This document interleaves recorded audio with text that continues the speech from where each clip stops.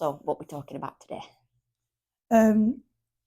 So what I was thinking that perhaps we could talk about, if it's agreeable with you, is how you despise yourself and the actions around despising yourself. So, what I mean by that is, your eating disorder, which is the things that you do. So we say that I have an eating disorder, or I have OCD, or I have. Well, you don't have it because you can't show it to me. Mm-hmm. You do it. Mm-hmm. So I do this, and I do this, and I do this. There's a reason why you do it. There's a reason where it came from, but you don't have it. No one actually, you can't go and buy it from a shop. You see what I mean? Yeah. So that's my interpretation of it. Anyway, people have different ones, and that's okay. So, but ultimately, it's self-harm and despising yourself. So I just want to talk about, or you pick one of those, how you despise yourself, and what benefit that you gain from despising yourself in that way. Okay. I guess some of the ways that I demonstrate that I don't like myself are like how you've given examples of like an eating disorder and that kind of thing. And I guess I don't generally link them with that it's coming from like a self-hatred point of view. The things that stick out in my mind are stuff like the feelings of disgust I get when I like look in a mirror, which has been quite in my mind this last week or so, because I did the video which is going to be played in GP surgeries and got that back and what do you want to have a look at it? Is there any editing you want? And I just couldn't bear. I just saw a clip of myself, a still, and I couldn't even bear to look at it. So it's like, no, do whatever you want. I'm not. I don't regret anything I said. I'm happy with what I shared and what I said. Edit it how you want. I don't want to look or check it because I couldn't bear it. Can you see that in how you're despising yourself? I couldn't bear to look at me, because when I look at myself in the mirror, you're very critical of yourself. So, when you're born, when a baby's born, it loves, absolutely adores itself. Everything is love when the baby's born. Its microbiomes are happy, it's fresh, it's new, and it loves itself. So it plays with little fingers and little toes, and just has a beautiful smile on its face the majority of the time. And so you weren't born to do that. So it's from what you've learned from the people around you, from our experiences and what we hear people say, and our trait in society. And the society starts from the home, and then school, and then, the society set that teaches us to dislike ourselves in some way, based on watching other people or what comes out of, their vessel, their mouth. So for you, you have this self-loathing that I can't look at myself. Oh, I hate looking in the mirror. To be fair, in my bedroom, it's one wall's a mirror, and it's always been, because that's what it was like when I moved in. It's the front of the wardrobe, and it's surprising how I don't even notice it's a mirror. I've blanked it out in my mind. Do you mean, so that blanks you out? Yeah. Okay. The only time that, like I say, when that video, it was a surprise to say, oh, is that what I look like? That's disgusting. What or is it sound. So tell me about that. What's disgusting about the way that you look? I had it on a Teams call yesterday because it was close up, because I had it on my phone, and I'm like, it's disgusting. I just can't bear to look at myself. It's so ugly. I sound awful. I look horrible. And this isn't a new thing. I can remember, I know I probably didn't even register it as much when I was younger, but when I was a kid, like on family holidays and things like that, I didn't want my photograph taken because you'd always get it wasn't like phone now, you'd always get a pile from the photography shop and this, that, and other, and have to sit through them. So like there was a lot of time, a lot of years where I refused to have my photograph taken as a child and growing up. What was wrong with you? What was it? Oh, I couldn't bear it. I don't know. What is it that you couldn't bear? See me and how like disgusted with myself I were and how my physical appearance. Okay, why were you disgusted with yourself? Why should you be disgusted with yourself? I don't know. I just thought. I think I was disgusted. I am disgusted, and I was disgusted with not just my appearance, not a vanity thing. It wasn't a weight thing. I definitely can recall it not being a weight thing when I was younger, even though I did go on to having eating disorders. I think I compared everybody to me. I thought everybody was better than me, not just better looking, but prettier than me, nicer than me, a nicer person than me, more intelligent than me. Is that because you took what the world was saying and turned it in on yourself? Because of all these things that you hear. So, for instance, you know, as I say, when the child goes to school, they have separation anxiety. Then the biggest things that you learn when you come out of school is must, should, got to, have to. Mm-hmm. Yeah, it's like a prison. You have to be there on time. If you're not there on time, you're going to get told off, or passive aggressively. The teacher might say to the child, "Why are you late?" And it's got nothing to do with the child. It might be because the parent's running late or they have other children. But ultimately, so you're still in the prison when you're an adult. And the teachers behave like prison guards because they say, this is what time you're going to get here.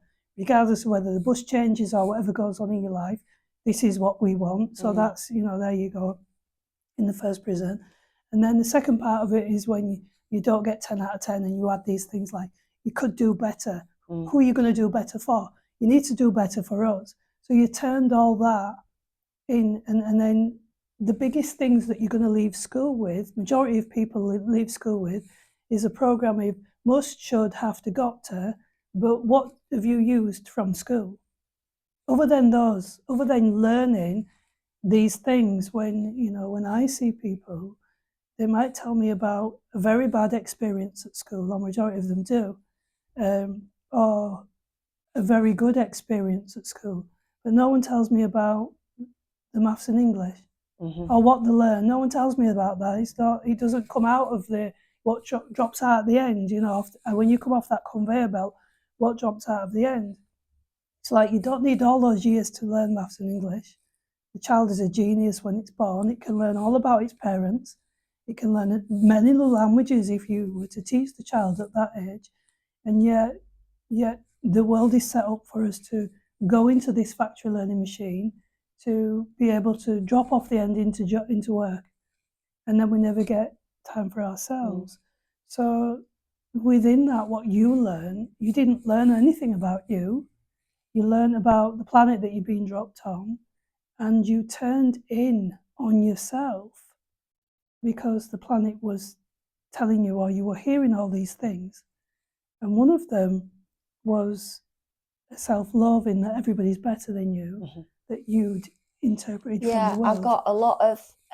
But some of those, sorry darling, some of those messages of that turning in came from your mum, from what you've said before. Yeah. Or from when you were in hospital, of I pity your parents for having a daughter like you when you were ill. So all these messages reinforced you turning in to this person who self-loves. Yeah, and there were confusing messages as well. There were and very contradictory messages because I was different in different environments. So at home, I was quite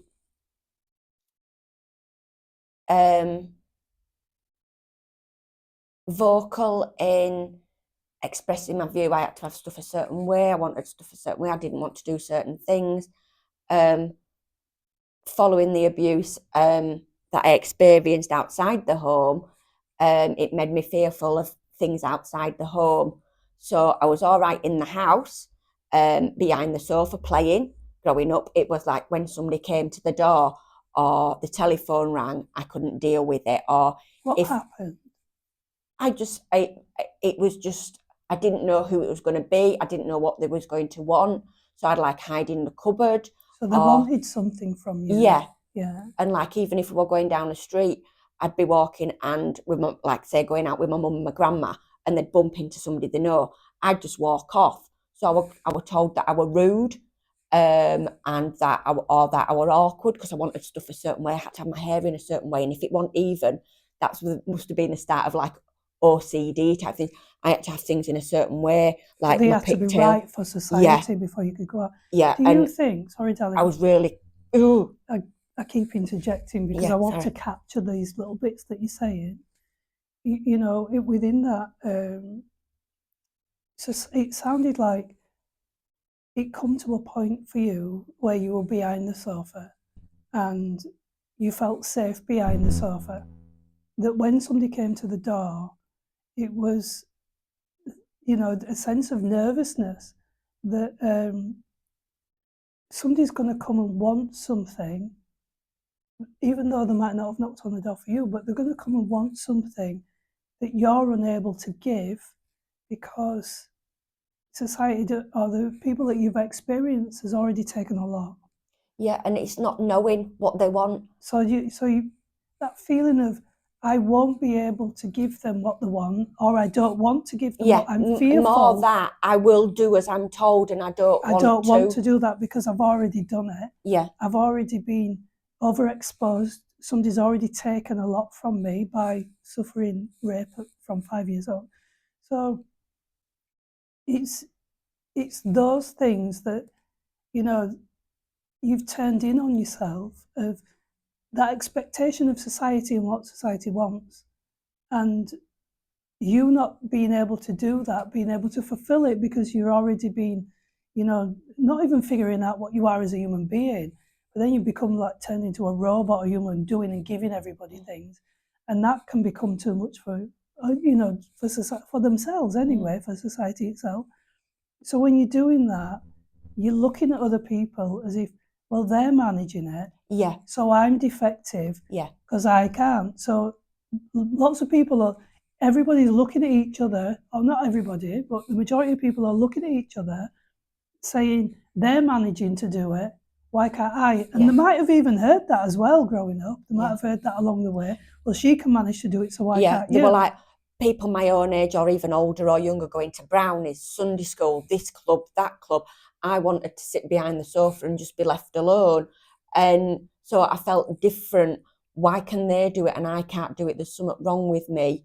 And it wasn't okay, you felt, even though you wanted to just be left alone.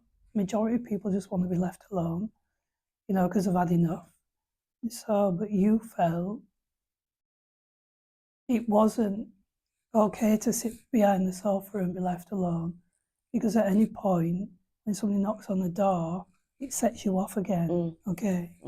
And so the messages that I were getting, like at home, or I were rude and I were awkward, or I wanted things my own way, and those kind of things, and that it were classed as being naughty. Then by my mum. I'm going to interject again, because you said I wanted things my own way. That's what I was told. You wasn't allowed to have things your way. You had to have things everybody else's way. So you were told that you were naughty, which is a paradox. You're told that you're naughty because you want things your way by somebody who wants things their way. Yeah.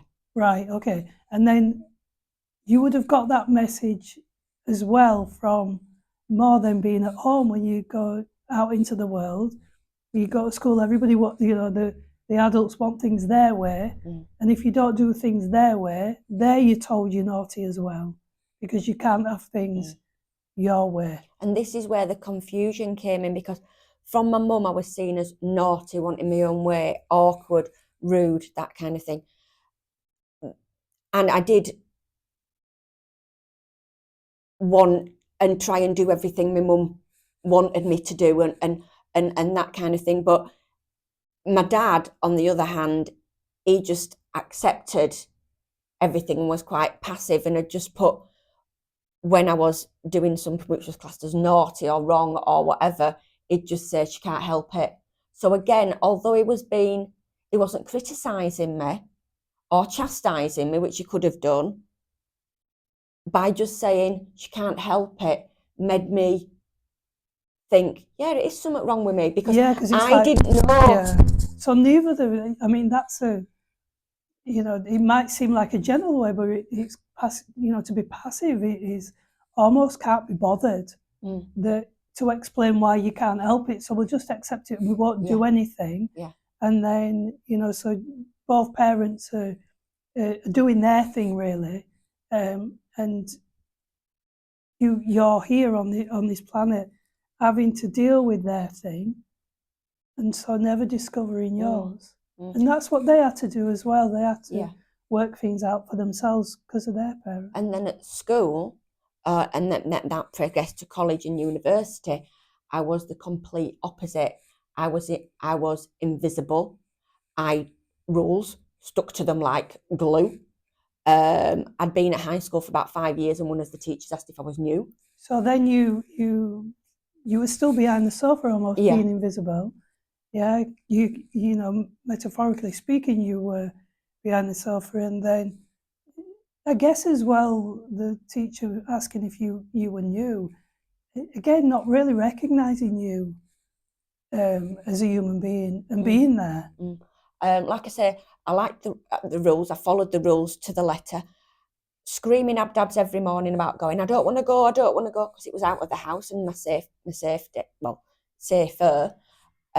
Screaming. Sunday nights were horrendous. All I'd do is cry and scream, I don't want to go. Primary school, I had to be dragged there. High school, I still went because that was the right thing to do, even though I hated it. Just that in itself, isn't that, like you said, I had to be dragged there. I can really remember and visualise the teachers dragging me off my mum because I was clinging to my mum. Wow. And they telling her to go away and leave me. So even though you had many experiences of separation anxiety, it's just pure cruelty, isn't it, to see a child saying, I don't want to go somewhere, and not listening to, there's a reason why that child don't want to go there, but we rarely respect the child, and it becomes all about the adults. It's like children, they get introduced to all kinds of objects when they come on the planet, don't they? And they say, oh, that's a favourite toy. Well, it's not. It's because you introduced it to her. Or they always want that. Well, they don't. It's because you introduced it to them. But then they get blamed. Do you see what I mean? So they treat like these objects like we do with animals. So, we've normalised wanting pets. We've normalised taking... We'll just take that away from its family because we don't really see that, do we? We'll just take it away, whether it be a dog, a cat, or, a snake, a wild animal, whatever we want to do. I want that one. And I don't care about where it comes from, about taking it away from its family. I want it because my ego wants, and I just don't care that I'm going to imprison it. I'm going to take it away from its natural environment, and I'm going to imprison it, and that's what I'm going to do. So we tend to do, as I've said on the videos, normalise imprisonment because we don't recognise our own. We tend to do, the things that we learned or the things that we're doing ourselves, but we might not recognise, those things that's happening within our own environment. But yet we are controlled. We're forced to go to school. We're told that as you were forced, literally. Yeah, and I can remember as a teenager when I became more expressive with not wanting to go to school, not liking it, and having more screaming sessions, and even over the summer holidays, that the anxiety and the build up to going back to school was quite horrendous in me acting out and me being upset and not wanting to go and crying and screaming and stuff. And if it was a job, when you're an adult and it's a job and you have stress, and it's like, oh, just be less stressed. It's like, how can you be less stressed if human beings have orchestrated us to be stressed so we can be controlled? So how can you be less stressed? But when you're stressed, you can be off and get a sick note and oh, she's off with stress. But when you're at school, nobody really cares about your stress. I'm not saying not everybody, but unless you're performing bad or your grades have dropped, that can be recognised then when your grades have dropped, when you're not, kind of making us look good or, doing what you need to be doing because you're here, then we might sit up and take notice, but your grades are fine, so that you're probably okay.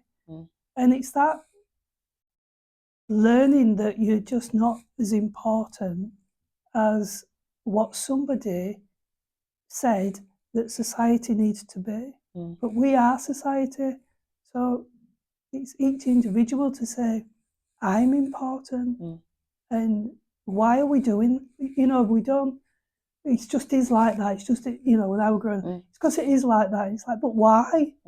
Why are we doing it? And there were no two-way conversation between school and home. Like I was like that at home, but at school I was so compliant and but there was no, well, she's like that.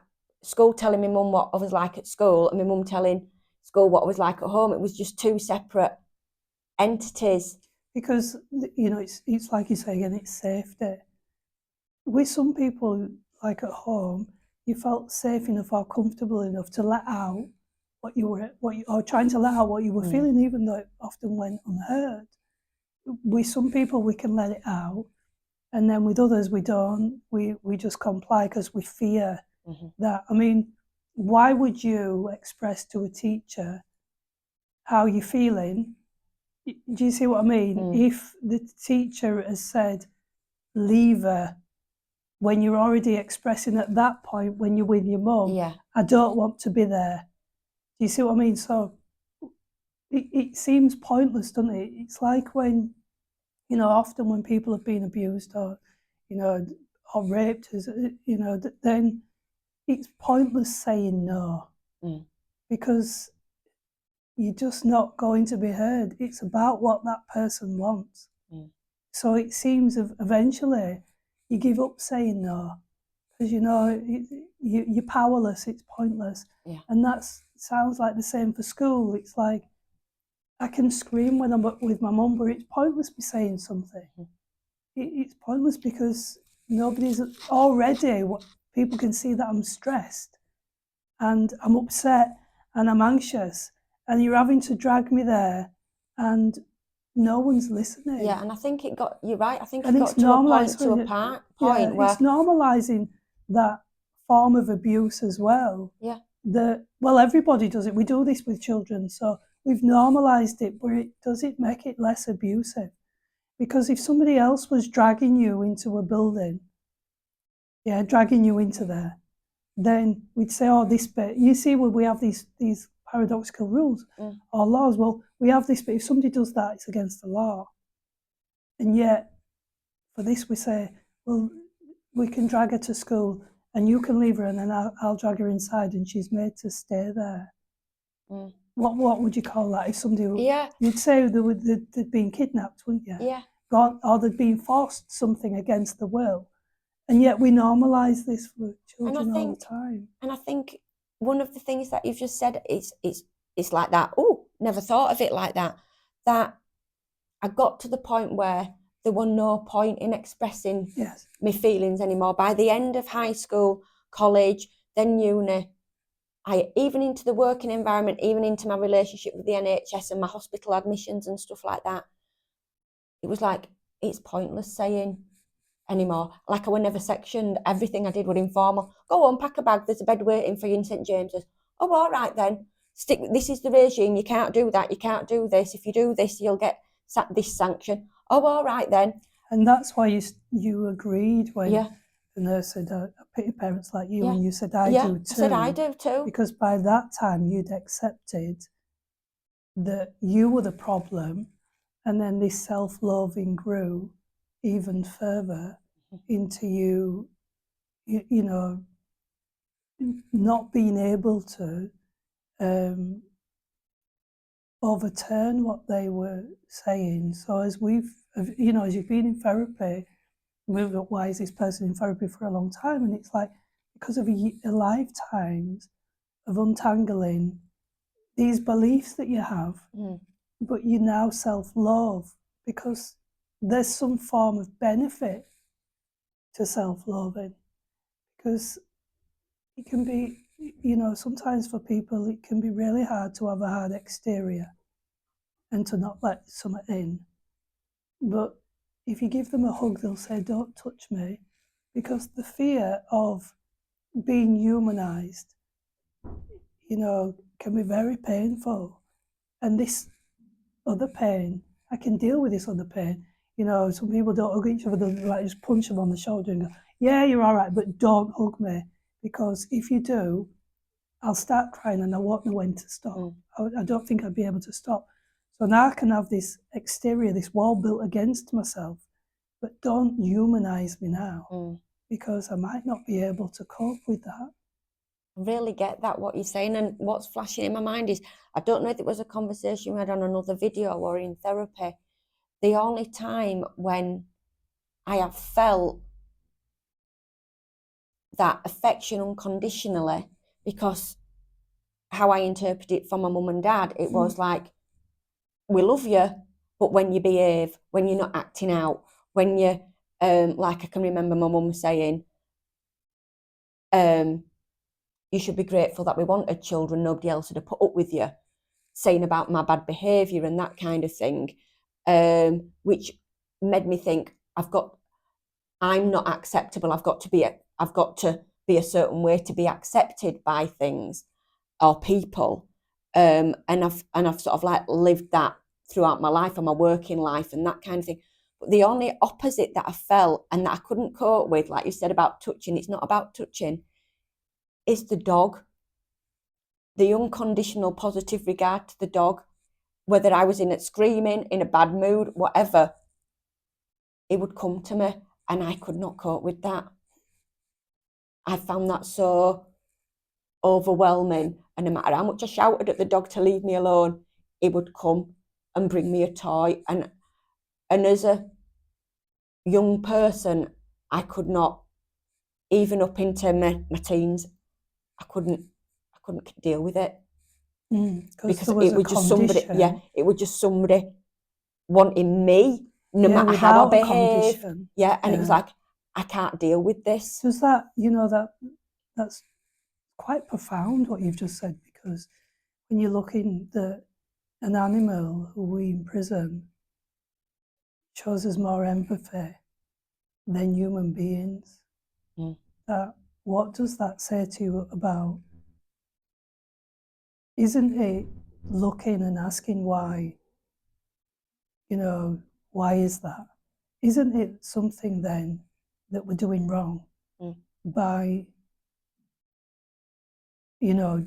doing what we're doing to our children? Because children aren't bad. They're reacting to us. They're not bad. It's an, action and reaction. And that's what we, and it's that. So, isn't it at some point for the human being to have a look and see, are we really doing something right? If what we're doing we're listening to authority figures and we're listening to people with labels, if what we're doing is correct, then why are we getting sicker? Are we doing something massively wrong? And I know this might sound really weird or pathetic or silly. I'm sure it won't. But I'm learning a lot about attachments and that kind of thing from Supervet, the Noel Fitzpatrick, the professor who is a vet, about that compassion empathy, unconditional positive regard. Yes. And it's like I'm learning so much, and I've inherited a dog now from my mum because she can't look after him anymore. And it's like I'm learning to try and accept that that positiveness or that acknowledgement from me that it is unconditional. It is, obviously I've not hurt him or might have shouted at him, but when I'm like not playing with him or something, he just won't, oh, I don't like you anymore. He's still himself, and it's a really, really weird experience, to be fair. So for you, when we go back to the self-loathing, what is the benefit of you self-loathing?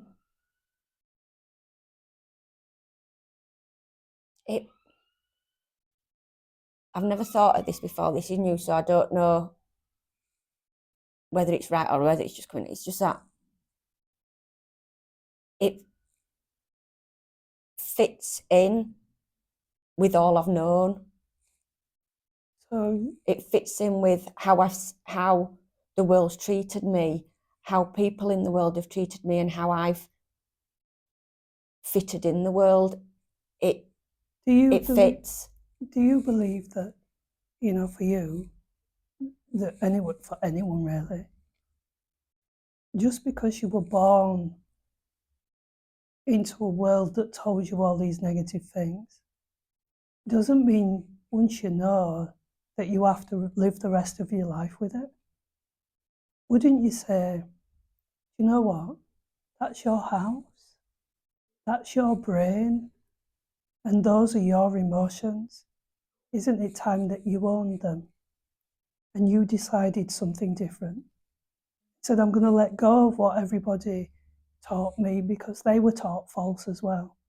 And it's all a lie. So I'm going to take charge of my world.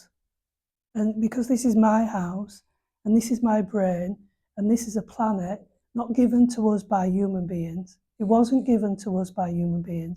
It was given to us by something else, because we can't make a human being. We can't make anything on this planet that wasn't already here when we arrived. And we cannot make a human being, as far as I know, without the tools that's been given to us first. Something gave us the tools. I don't know anyone that can make a blade of grass or a leaf. I don't know anyone that can do that. And I don't know if you know anyone that can do that. But isn't it time we then listen to ourselves? Not the chattering voice from someone else, but really felt something inside of ourselves. We don't keep ourselves breathing. We don't do that. We'd have to think all the time, breathe, breathe, breathe, breathe, breathe. Do you see what? Which might be a good thing, really, because we won't be thinking all the other rubbish stuff that we're thinking. But ultimately, this keeps us going. Regardless of the way that you treat it, it loves you so much, it keeps you going. And yet we're constantly harming it. Shouldn't we, instead of harming it, be in harmony with it? So what would be wrong with not despising yourself? What would you lose if you didn't despise yourself? If you didn't hurt yourself? If you didn't have an eating disorder? If you didn't have OCD? If you didn't self-harm with all the negative thoughts? What would you lose? A lot of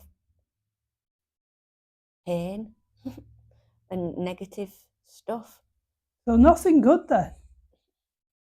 Okay. Are you okay to end that? Yeah. All right. How did you find that? I know that